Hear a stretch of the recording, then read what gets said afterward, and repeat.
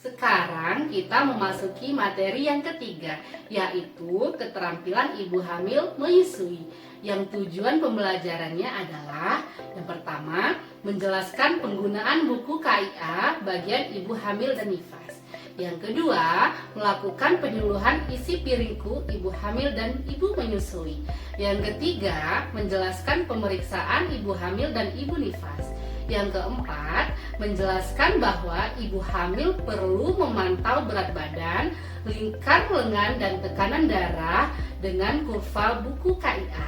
Yang kelima, menjelaskan anjuran minum tablet tambah darah sesuai setiap hari selama hamil. Yang keenam, menjelaskan pemantauan tanda bahaya ibu hamil dan ibu nifas. Pada video kali ini, kita akan membahas keterampilan dasar kader posyandu, pelayanan ibu hamil dan menyusui. Kader mampu menjelaskan penggunaan buku KIA bagian ibu hamil dan ibu nifas, melakukan penyuluhan isi piringku ibu hamil dan ibu menyusui, menjelaskan pemeriksaan ibu hamil dan ibu nifas, menjelaskan bahwa ibu hamil perlu memantau berat badan, lingkar lengan, dan tekanan darah dengan kurva buku KIA, menjelaskan anjuran minum tablet tambah darah setiap hari selama kehamilan, dan menjelaskan pemantauan tanda bahaya pada ibu hamil dan ibu nifas. Bagian cover buku KIA diisi dengan identitas ibu hamil, NIK, nomor buku, keterangan waktu dikeluarkan, kabupaten atau kota, provinsi, dan nama fasilitas kesehatan. Pada halaman berikutnya, terdapat petunjuk penggunaan buku KIA. Pada halaman identitas, pastikan semua bagian identitas terisi lengkap, termasuk bagian identitas suami atau keluarga, kemudian menempelkan foto ibu. Pada lembar pernyataan ibu atau keluarga tentang pelayanan kesehatan ibu yang sudah diterima, kader memastikan bahwa isi pemeriksaan sudah lengkap. Kader menganjurkan ibu nifas untuk melakukan perawatan 4 kali oleh tenaga kesehatan dan langsung menggunakan alat kontrasepsi setelah melahirkan.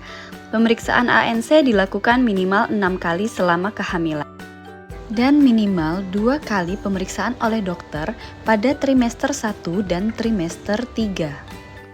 Selanjutnya, kader mengedukasi terkait anjuran konsumsi tablet tambah darah selama masa kehamilan kepada ibu hamil, keluarga, ataupun suami. Bila dikonsumsi, beri tanda checklist.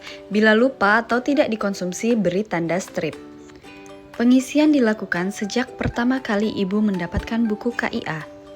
Lembar selanjutnya adalah amanat persalinan yang diisi oleh ibu hamil dan orang terdekat.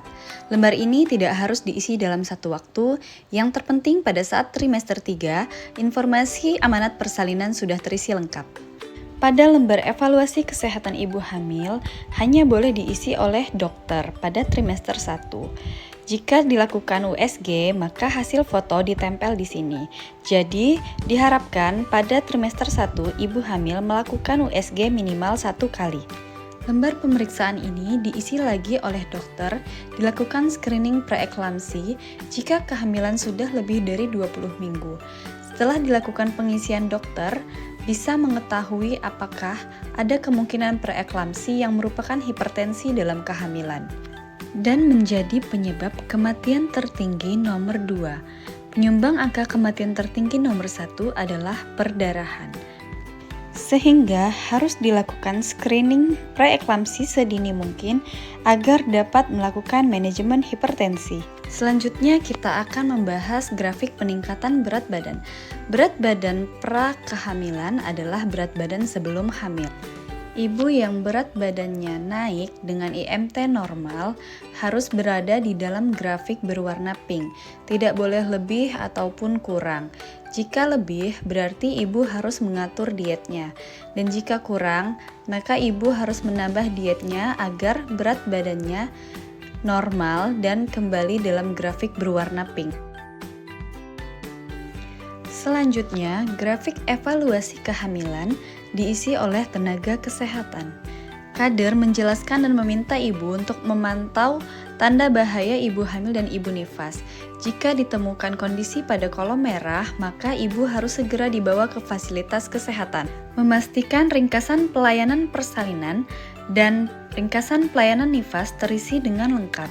Pada lembar rujukan meliputi catatan rujukan, rujukan balik, dan anjuran bagi ibu hamil yang diindikasi perlu memberikan tanda checklist pada lembar pemeriksaan kehamilan dan perawatan sehari-hari ibu hamil, melakukan edukasi, porsi makan dan minum ibu hamil, dan aktivitas fisik latihan sehari-hari, tanda bahaya kehamilan, persiapan melahirkan, menganjurkan ibu untuk mengikuti kelas ibu hamil, memberikan edukasi ibu bersalin, serta tanda bahaya pada persalinan.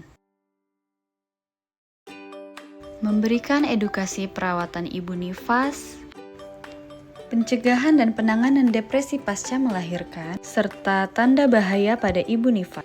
Memberikan edukasi ibu menyusui, termasuk cara memerah dan menyimpan ASI perah. Edukasi isi piringku pada ibu menyusui, dan memberikan edukasi terkait keluarga berencana. Perlu diketahui bahwa memiliki buku KIA dapat mendukung pemenuhan pelayanan kesehatan ibu hamil yang dilakukan. Oleh karena itu, jangan lupa untuk selalu menggunakan buku KIA sejak awal kehamilan. Semoga informasi ini dapat bermanfaat bagi kader dan tenaga kesehatan sehingga ibu hamil dan keluarga ibu hamil dapat mendapatkan pelayanan yang berkualitas. Sekian dan terima kasih.